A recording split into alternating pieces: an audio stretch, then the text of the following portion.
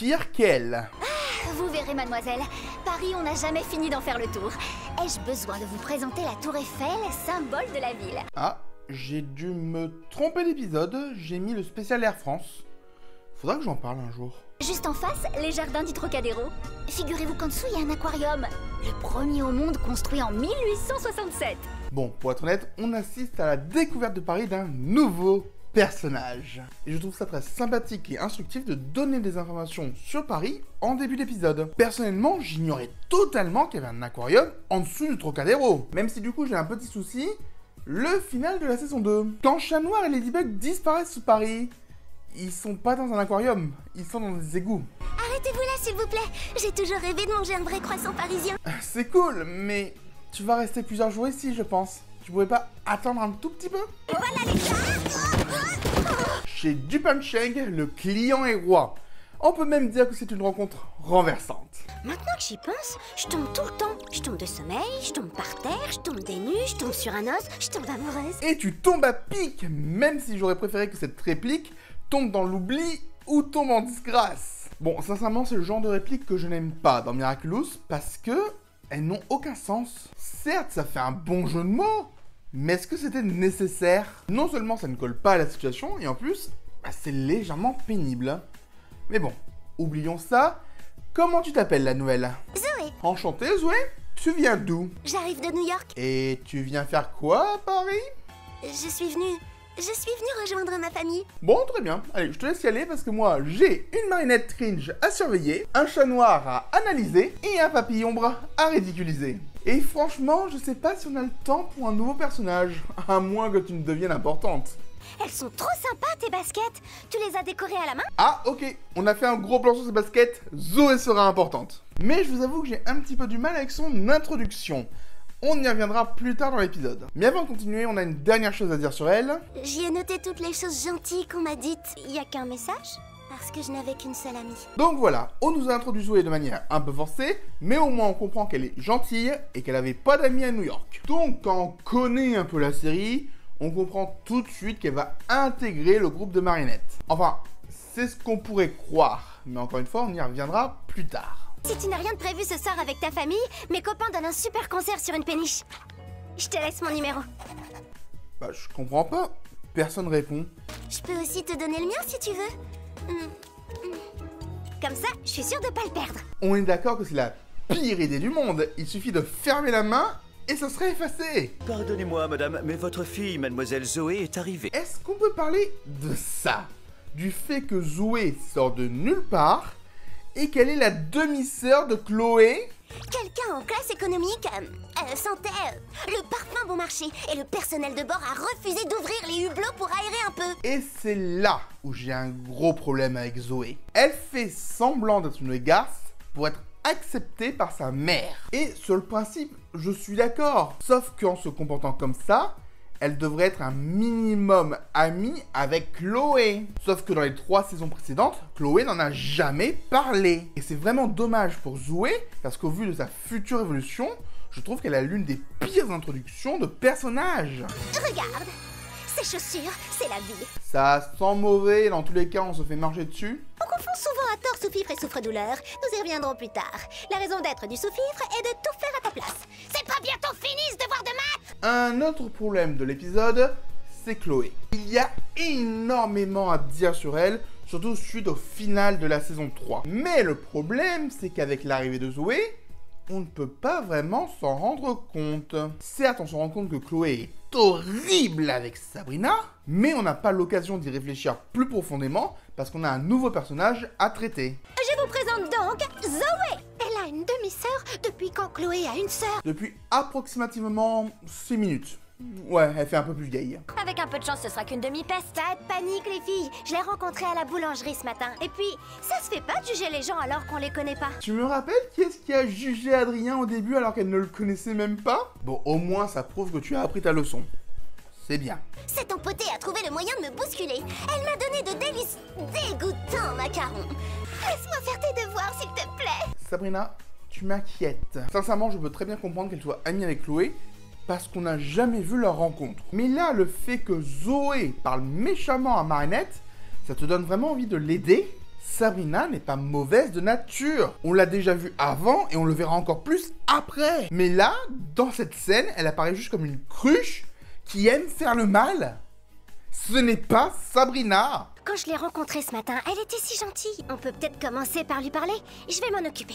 Ou alors tu attends juste ce soir pour savoir si elle vient en concert et en discuter avec tout le monde. Je fais croire à Dupanchain que je suis sa copine.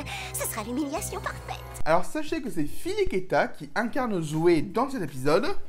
Et on sent bien la voix de Clover ici. Quoi d'autre? Coller un chewing-gum sur sa chaise? Non, déjà fait. Des cafards dans son casier. Tu l'as déjà fait, non? Même si on l'a pas encore vu. Est-ce que tout va bien, Zoé? Bon, même si je critique le personnage de Zoé depuis le début, il faut savoir, je l'aime bien. Et c'est notamment avec cet échange avec le maire qui est très cool. On sent qu'il y a un vrai intérêt de sa part pour sa belle-fille.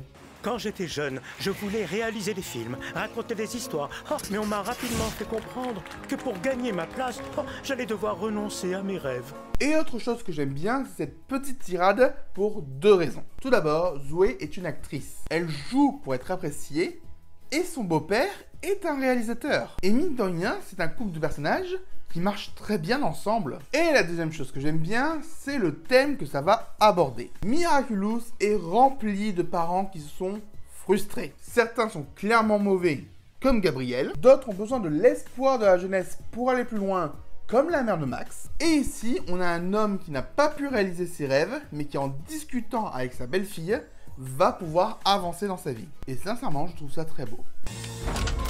J'appelle ça la cave des rêves. Et ça aussi, ça rend la scène super jolie. On peut pas toujours réaliser nos rêves, mais on peut toujours les garder dans un petit coin de notre tête. Et si on y réfléchit, Monsieur Bourgeois a beau diriger le plus grand palace de tout Paris, il garde ses rêves au-dessus, littéralement. Soit tu marches sur les autres, soit tu te fais marcher dessus. Et même si son introduction n'est pas parfaite, je trouve que ce genre de plan marche très bien. Zoé veut être appréciée des autres sans jouer la comédie. Elle veut être elle-même. Et pourtant, quand vient le moment de faire un choix, elle est obligée de jouer la comédie. Et j'y vois presque un parallèle avec Lila, qui est aussi une actrice, mais qui elle reste coincée dans ce rôle d'actrice à vie. Et pour le moment, c'est exactement ce que fait Zoé. Sauf que contrairement à Lila, elle va pouvoir s'en sortir. Bienvenue à Paris, mademoiselle. Eh oui, après les baguettes et les croissants, il est l'heure de goûter à une autre spécialité française, le papillon maléfique.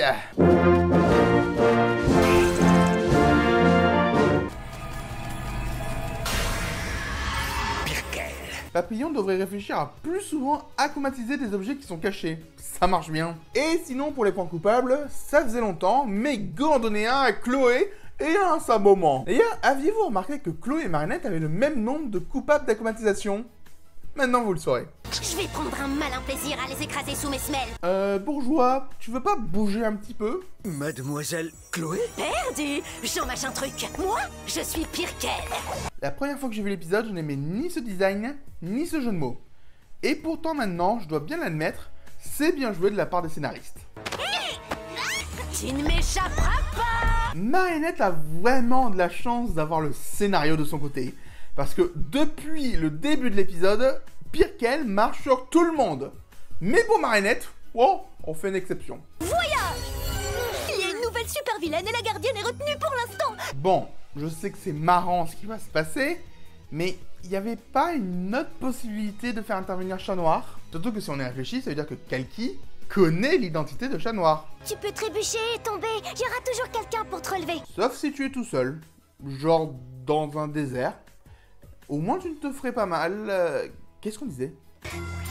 Marinette, Tiki, tu m'as suivi jusqu'ici. Bien joué. Alors ça devait pas être compliqué vu qu'elle était dans la main de la seule femme géante et dorée dans Paris qui détruisait tout. Ça a tendance à se faire remarquer. Hein? Un chausse-pied?